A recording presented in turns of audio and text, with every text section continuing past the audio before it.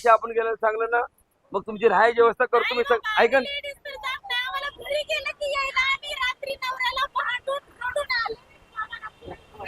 ताई तुम्ही एकटे खरंय खरंय खरंय.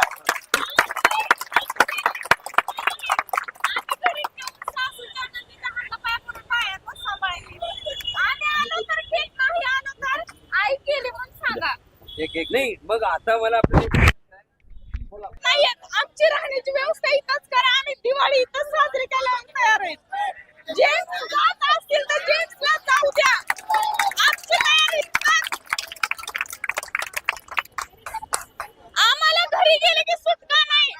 आमचे पाय बांधलेले आहेत, आमचे गळे बांधलेले आहेत, आमचे कान बांधलेले आहेत.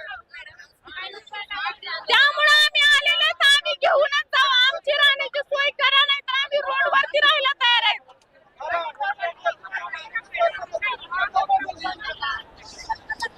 कारण आम्ही भिणाऱ्या नाहीत. आम्ही जिजाबाईच्या मुली आहोत, जिजाबाईच्या मर्दीने आहोत. आम्ही रोडवरती राहू, पण आम्ही घराकडे जाणार नाही. काय निर्णय घ्यायचा ते तुम्ही निर्णय घ्या.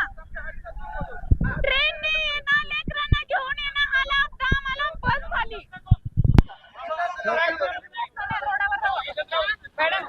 आम्ही रोडवरती राहू. आमची व्यवस्था सुद्धा कुठे करू नका.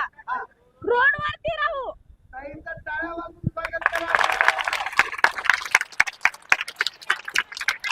आमचा महिलांसाठी कैदखाना भरा, पण महिलांसाठी सासरघरचा किती त्रास होतोय महिलांना विचारा सगळ्यांना. आधी म्हणत होते काय शिकली, कुठं शाळा, हिला काय नोकरी लागते. आता म्हणतात बस घरी, त्याची काय गरज आहे, पगार तर घेतात वडून खात्यावर. बरोबर आहे का नाही. माझं स्वतः काढलेलं खातं होतं, माझं कुठं सांगत नाही. मिस्टर म्हणले मी वापरतो, तुझं खातं काय आहे उलाढाल नाहीये, मी वापरतो. आणि आता पैसे कुठे ट्रान्सफर होतात. बरं मी ऐका. तुमचा सर्वांचा निर्णय थोडं सरळ सांगा आता.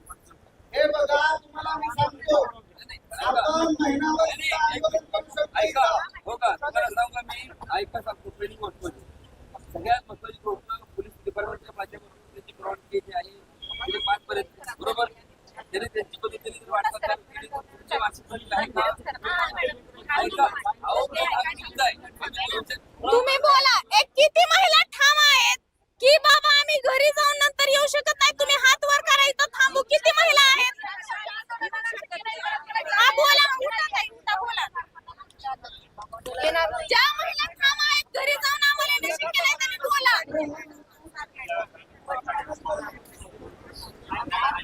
सर आम्ही या आंदोलनाला आलो आहेत. आम्ही हे आंदोलन पूर्ण करूनच जाणार आणि जर गेलो तर पुढच्या आंदोलनाला आम्ही येणार नाही.